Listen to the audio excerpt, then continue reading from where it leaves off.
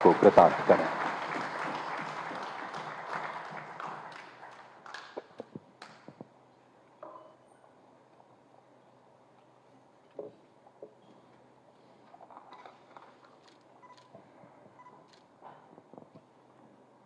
आज के इस गरिमापूर्ण कार्यक्रम में मंच पर उपस्थित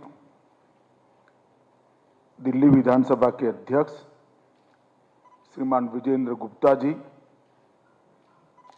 मोदी जी की मंत्रिपरिषद में मेरे साथी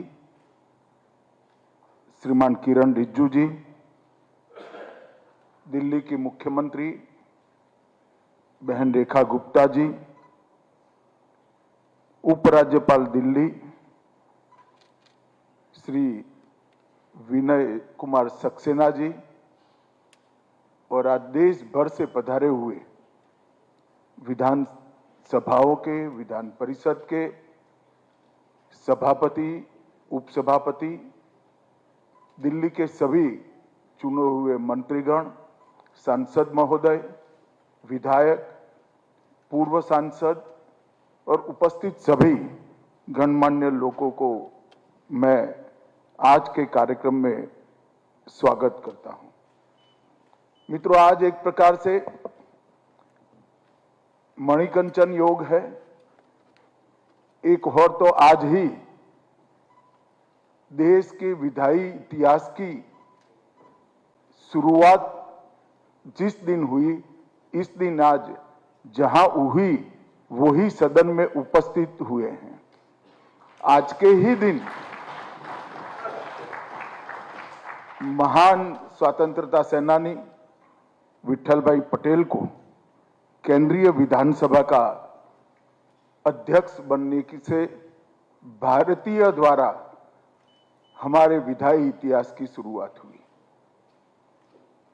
और आज देश भर की विधायिका को संचालित करने वाले सभी स्पीकर्स, डेप्यूटी स्पीकर और विधान परिषद के भी अध्यक्ष, उपाध्यक्ष आज यहां पर उपस्थित हैं।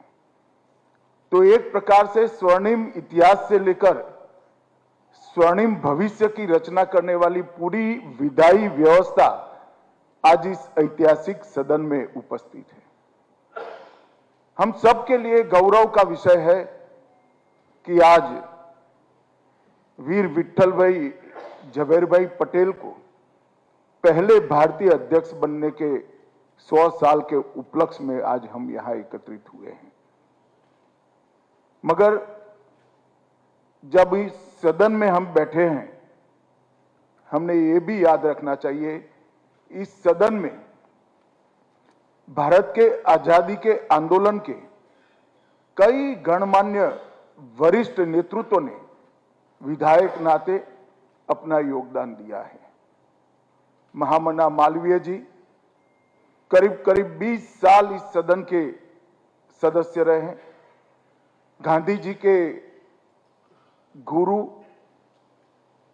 गोपाल कृष्ण गोखले जी, लाल बाल पाल की त्रिपुटी में जिनका महत्वपूर्ण योगदान था, ऐसे लाला लजपत राय, देश बंधु चित्तरंजन दास, कई सारे महानुभावों ने अपने अनेक वक्तव्यों से इस सदन के अंदर देश की जनता की आजादी की उत्कंठता, आजादी के लिए इनकी जो एक आस थी, वो आस को शब्दों के माध्यम से देश के सामने रखने का काम करा।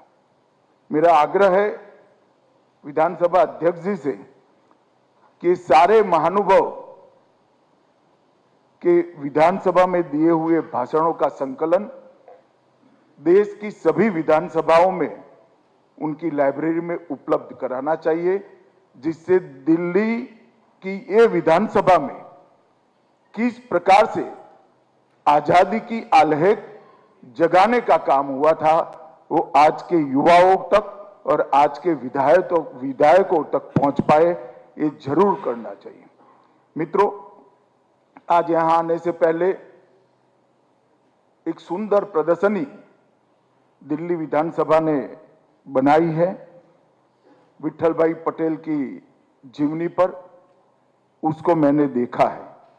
मेरा आप सभी से आग्रह है कि इसी प्रकार की प्रदर्शनी भारत के पहले भारतीय स्पीकर की सभी असेंबली में लगाने का प्रयास करिए, जिससे न केवल विट्ठल भाई की जीवनी के बारे में, उनके कर्तृत्व के बारे में, परंतु आजादी के इतिहास के बारे में भी देश के सभी विधायक, विधान परिषद के सदस्य और देश के युवाओं को जानकारी मिले। यहां पर एक विट्ठल भाई पटेल की प्रतिमा पर पुष्पार्चन का भी कार्यक्रम हुआ।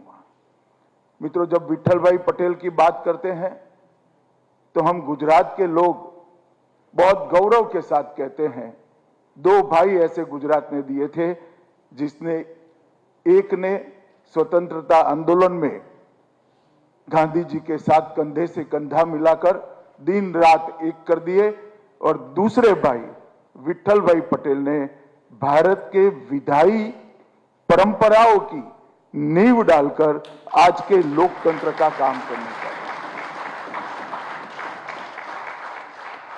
जब देश सरदार पटेल को याद करता है तो कई बार उनकी आभा प्रतिभा में विट्ठल भाई का योगदान बहुत छिपा रह जाता है, परंतु जितना महत्व देश को आजाद करने का है, उतना ही महत्व देश को आजादी के बाद लोकतांत्रिक तरीके से चलाने का है।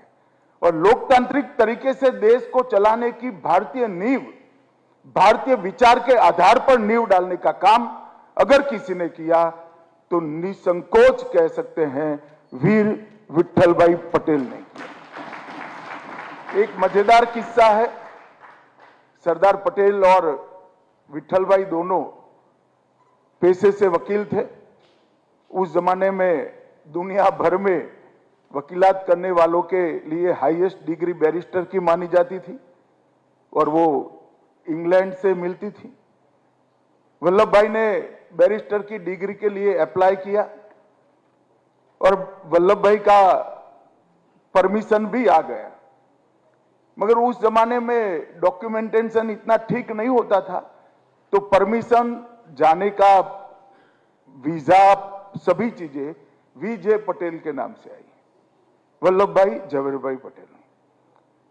अब आने के बाद वल्लभ भाई को मालूम पड़ा कि विट्ठल भाई के मन में भी बैरिस्टर बनने का विचार है, तो उन्होंने बड़ी सरलता से कहा कि पहले आप हो आइए, बाद में मैं होता हूं, और पहले विट्ठल भाई बैरिस्टर बने, बाद में वल्लभ भाई। मित्रों, विट्ठल भाई पटेल, उन्होंने कई सारी परंपराओं को यहां पर प्रस्थापित करने का काम किया था, जो आज हम सब के लिए, विधायी कार्य के लिए और विशेषकर सभापति के काम के लिए ज्योतिपुंज बनकर हम सबका मार्गदर्शन कर रही हैं। विट्ठल भाई 1924 में ही राष्ट्रीय केंद्रीय विधानसभा के सदस्य बने, 25 में इस सदन के निर्वाचित अध्यक्ष बने, और 27 में उनको पुनः अध्यक्ष बनाया गया। उनका कई प्रकार से सदन के सभापति के रूप में, जिसको कहते हैं ना कि परीक्षा की घड़ी आती है, ऐसी बहुत सारी परीक्षा की घड़ी विट्ठल भाई के जीवन में भी आई।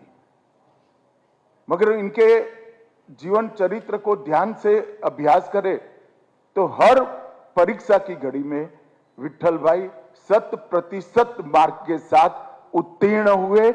इन्होंने ना विधानसभा अध्यक्ष की गरिमा को गिरने दिया, ना देश की जनता की वाचा को देने के इस सदन को रोका, और ना अंग्रेजों की उस वक्त की मानसिकता को विधान परिषद के काम पर हावी होने दिया। मैं घटना जरूर कहना चाहूंगा, इस सदन में वाइसरॉय आए थे।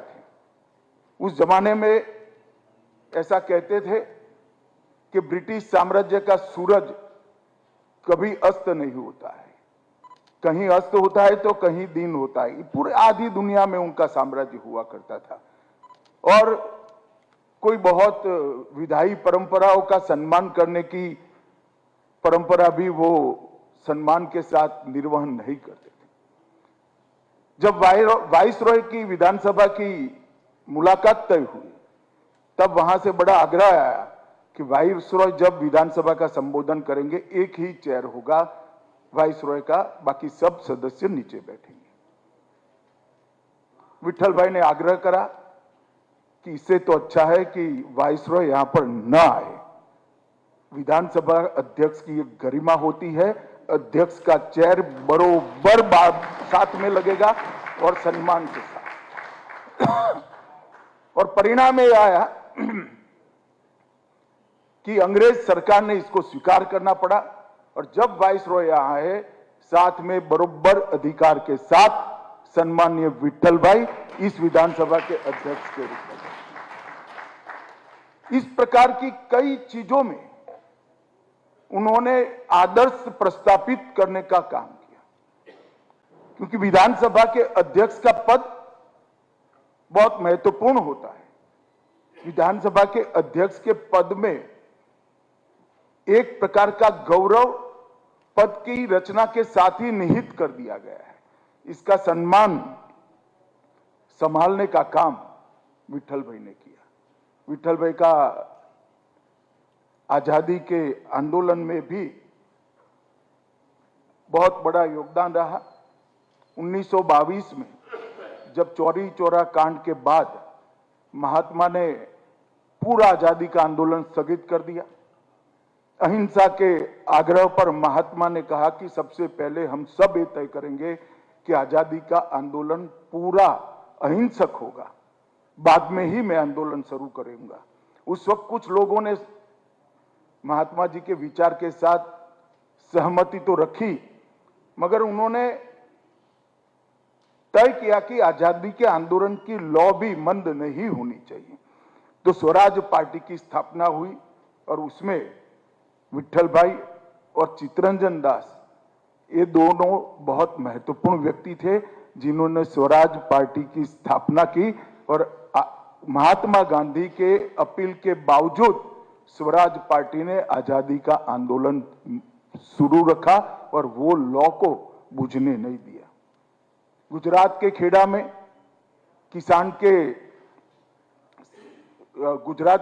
दक्षिण गुजरात के बारडोली में किसानों का जब दमन होता था तब एक सत्याग्रह किया गया, जिस सत्याग्रह के कारण ही वल्लभ भाई पटेल को महात्मा गांधी ने सरदार की उपमा दी थी। उन्होंने कहा कि किसानों का सरदार वल्लभ भाई है। तब से पूरे देश ने उनको वल्लभ भाई पटेल को सरदार पटेल के नाम से जाना। वो आंदोलन में भी वो बरोबर सरदार पटेल की परछाई बनकर बारडोली के किसानों को एकत्रित करते रहे और कई सारी उस महत्वपूर्ण आंदोलन की घटनाओं को उन्होंने मोड़ देने का काम किया। सुभाष बाबू के साथ भी उनका गहन रिश्ता रहा और कई महत्वपूर्ण मामलों में उन्होंने सुभाष बाबू के साथ विचार विमर्श भी किया और सुभाष बाबू के कई फैसलों में विठल भाई की प्रतिभा की झलक हमें दिखाई देती है। विठल भाई जब अध्यक्ष बने तब जब मैंने कहा कि पहले उन्होंने वाइसरॉय को मजबूर किया कि एक भारतीय के साथ वो विधानसभा के पटल पर अध्यक्ष के स्थान के रूप में बैठे, इसी तरह से कमांडर इन चीफ सभा में भाषण देकर वो भाषण की बहस सुने बगैर चले गए। विठल भाई ने रिजॉल्व कर कमांडर इन चीफ को माफी मांगने के लिए मजबूर किया था और उस जमाने में बहुत बड़ी घटना थी।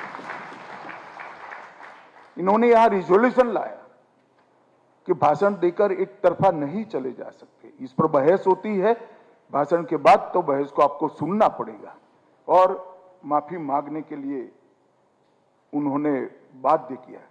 इसी तरह से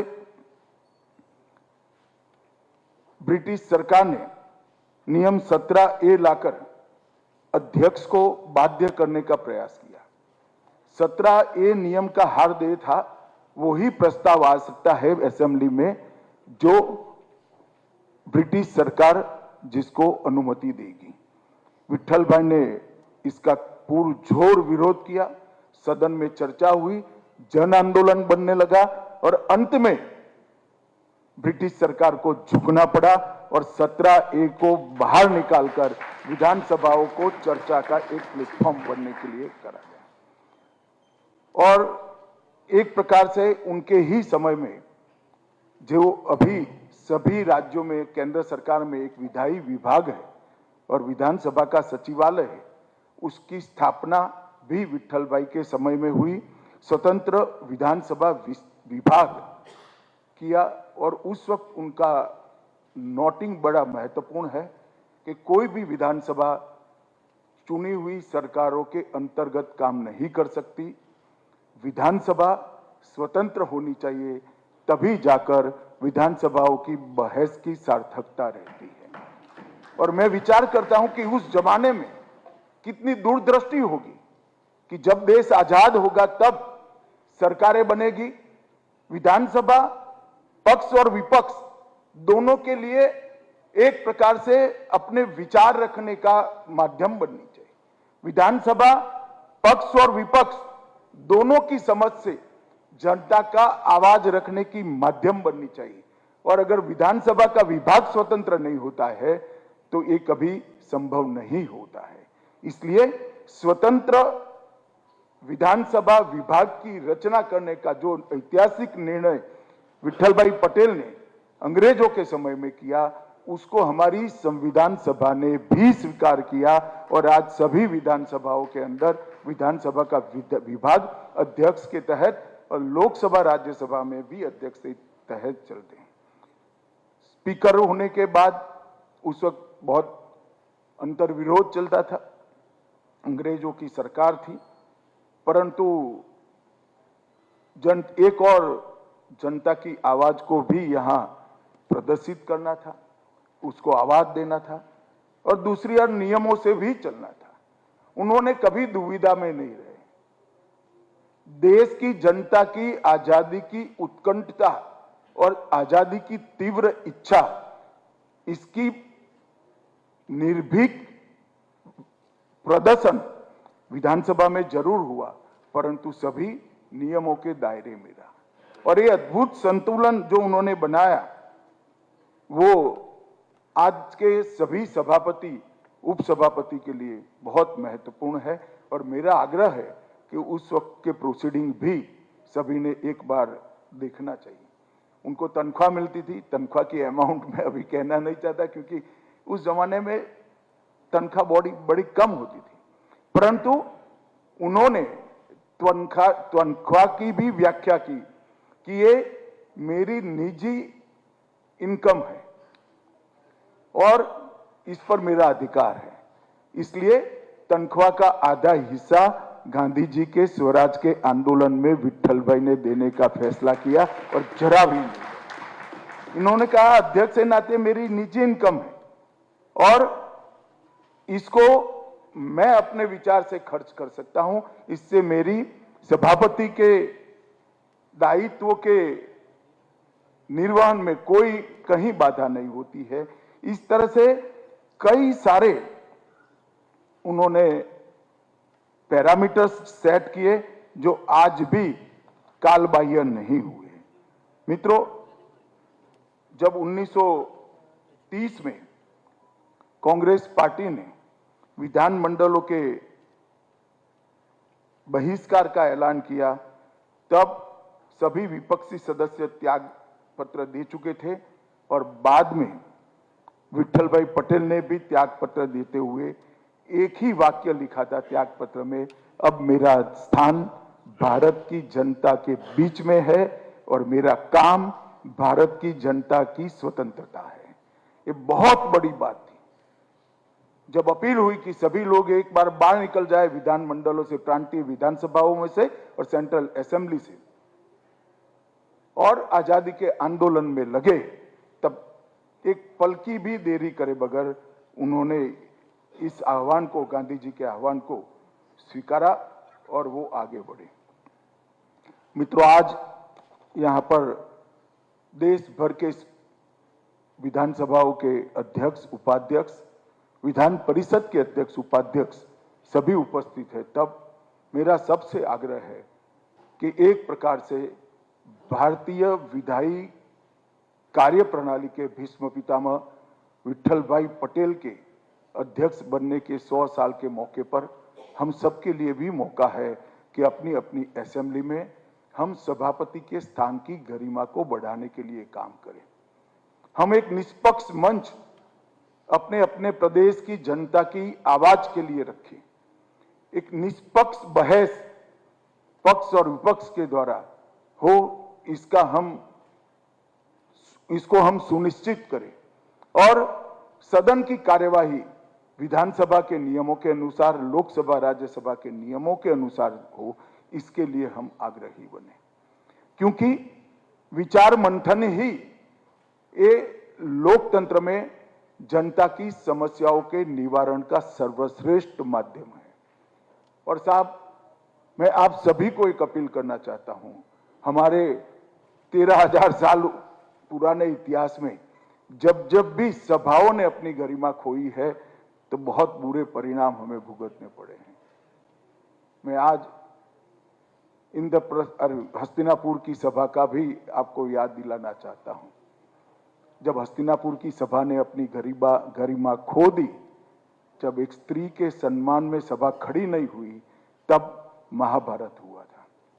सभाओं की गरिमा ये देश के हित में जनता की आवाज को वाचा बनने का, राज्य की जनता को वाचा बनने का माध्यम होना चाहिए। इसलिए सभापति को हमारे यहाँ इंस्टीट्यूशन का स्टेटस दिया गया है।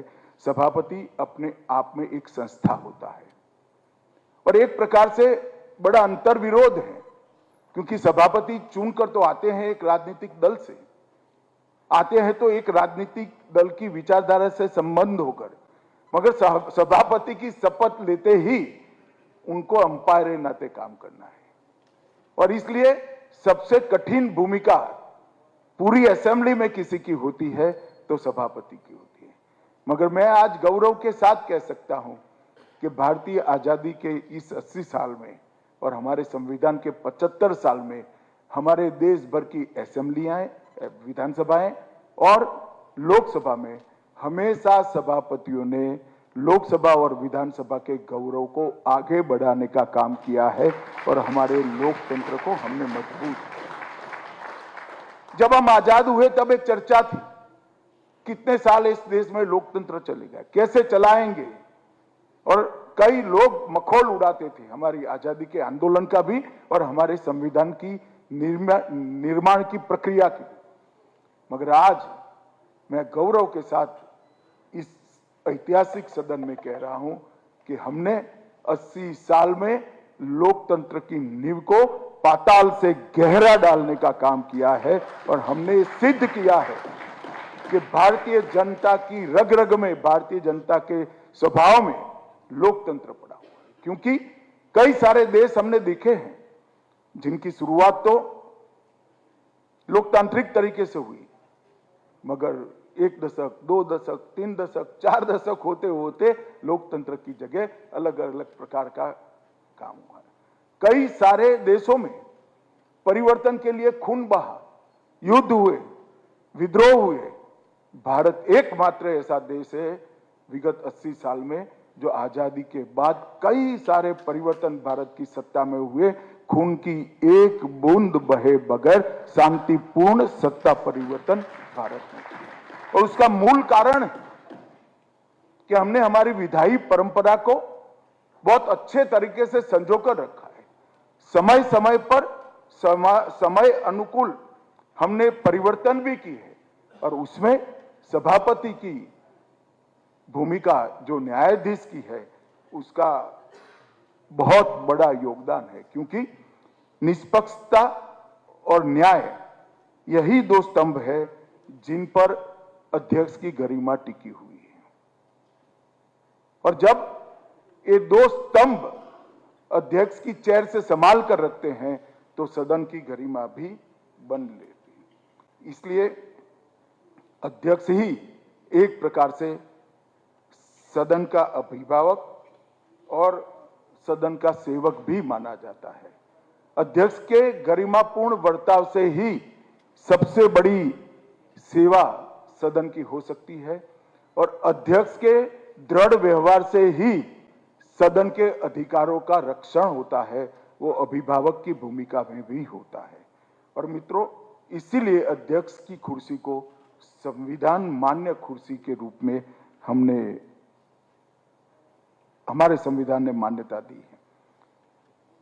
विधानसभाओं में किसान की हरी भरी फसल से लेकर युवाओं के स्वप्नों तक, महिला सशक्तिकरण से लेकर समाज के हर पिछड़े वर्ग के कल्याण तक, देश की एकता और अखंडता से लेकर देश की सुरक्षा तक, इतने बड़े स्केल में, इतने बड़े स्केच में हर प्रकार की चर्चा यहाँ पर होती है। और जब विधानसभा का सदन चलता है तब हमने 3 शब्दों पर बहुत बल देना पड़ेगा: विवेक, विचार और विधान। विवेक से विचार बनता है। विवेक सदन के नियमों, जनता की आकांक्षाएं और पक्ष विपक्ष के द्वारा सरकार के अच्छे पक्ष और बुरे पक्ष को रखने का बैलेंस प्रकार से एक वक्तव्य जो होता है वो विवेकपूर्ण माना जाता है। और ये विवेक, उससे विचार बनता है और विचारों से विधान बनता है, जो विधानसभा का काम है। कोई भी कानून आता है उसका अंततोगत्वा उद्देश्य जन कल्याण होना चाहिए। कोई भी कानून आता है इसका अंततोगत्वा उद्देश्य अपने प्रदेश और देश को सुचारू रूप से चलाना होता है। कोई भी कानून आता है उसका अंतिम उद्देश्य सर्वस्पर्शीय, सर्वसमावेशी विकास का मॉडल होता है।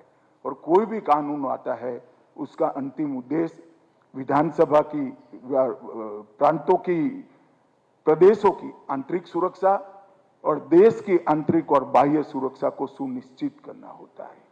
तो विवेक, विचार और विधान, ये 3 ही चीजों पर विधानसभा का और लोकसभा, राज्यसभा का पूरा काम निर्भर है। और जब ये 3 चीजों का पूरा सम्मान सभापति के द्वारा किया जाता है तब दल हित से ऊपर उठकर, अपनी पार्टी के हित से ऊपर उठकर विधानसभाएं देश का और प्रदेश का विचार करती है, लोकसभा देश का विचार करती है। दल हित से ऊपर उठकर राष्ट्र हित का विचार ही हम सबको लोकतंत्र की अंतिम गरिमामय ऊंचाई तक पहुंचाने का एकमात्र रास्ता है। अभी किरण जी ने नुक्चेती की कि विवाद होना चाहिए। मैं भी मानता हूं कि संसद के गलियारों में अगर वाद विवाद नहीं होता तो संसद केवल पत्थर का एक मकान बनकर रह जाएगी। विधानसभा के अंदर भी सार्थक वाद विवाद नहीं होता है तो विधानसभाएं भी एक निर्जीव बिल्डिंग बनकर रह जाएंगे, भवन बनकर रह जाएंगे। ये भवन में भावनाओं का निरूपण करने का काम अध्यक्ष के नेतृत्व में सभी सदन के सदस्यों का है, तभी जाकर एक जीवंत इकाई बनती है जो देश हित और प्रदेश हित में काम करती है। और मित्रों, इसमें भी विवेक की जरूरत है। वाद विवाद चर्चा से होना चाहिए। अपने राजनीतिक हितों के लिए संसद और विधानसभाओं में को चलने ही नहीं देना, ये वाद विवाद नहीं होता है। विरोध संयमपूर्ण होना चाहिए। प्रतीकात्मक विरोध का अपना स्थान है, मगर विरोध करने के बहाने दिनों तक, पूरे सत्र तक सदन को चलने नहीं देना, ये जो परंपराएं हो रही है, इस पर देश ने कभी न कभी विचार करना पड़ेगा। देश की जनता ने भी विचार करना पड़ेगा, चुने हुए जनप्रतिनिधियों ने भी विचार करना, क्योंकि जब चर्चा समाप्त हो जाती है तो सदन का देश के विकास में योगदान ही बहुत कम रह जाता है। और हमें आज इसको ढंग से देखना पड़ेगा। मित्रों, विधान मतलब कानून, उससे बढ़कर जनमानस का विश्वास होता है। तो हर विधान, हर कानून जनमानस के विश्वास से ही पैदा हो और उसी की दिशा में जाए, इसका हमने पूरी चिंता सदन के सदस्यों और सभापति ने करना चाहिए। एक प्रकार से सदन जो होता है, इंजन ऑफ डेमोक्रेसी होता है, लोकतंत्र को आगे बढ़ाने का एक माध्यम होता है। और यहां जब स्वस्थ परंपराएं बनती हैं, देश हित की नीतियां बनती हैं, देश हित में कानून गढ़े जाते हैं, तो राष्ट्र की दिशा अपने आप सुस्पष्ट हो जाती है। मित्रों, आज यहां पर हम है, तब मैं दिल्ली विधानसभा के अध्यक्ष को भी बहुत बहुत साधुवाद देना चाहता हूं कि इन्होंने देश भर के सभी स्पीकर साहिबान को बुलाकर एक ऐतिहासिक पल को पुनर्जीवित करा है।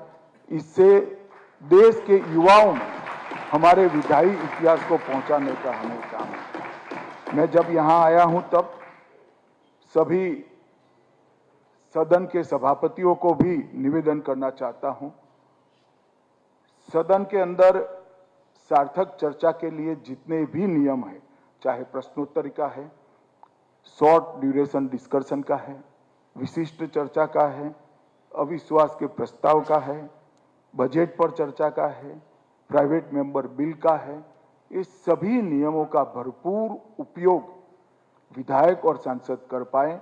इसलिए विधानसभा सचिवालय ने भी विधायक और सांसदों की मदद के लिए तत्पर रहना चाहिए, उनको प्रोत्साहित करना चाहिए, उनका मार्गदर्शन भी करना चाहिए।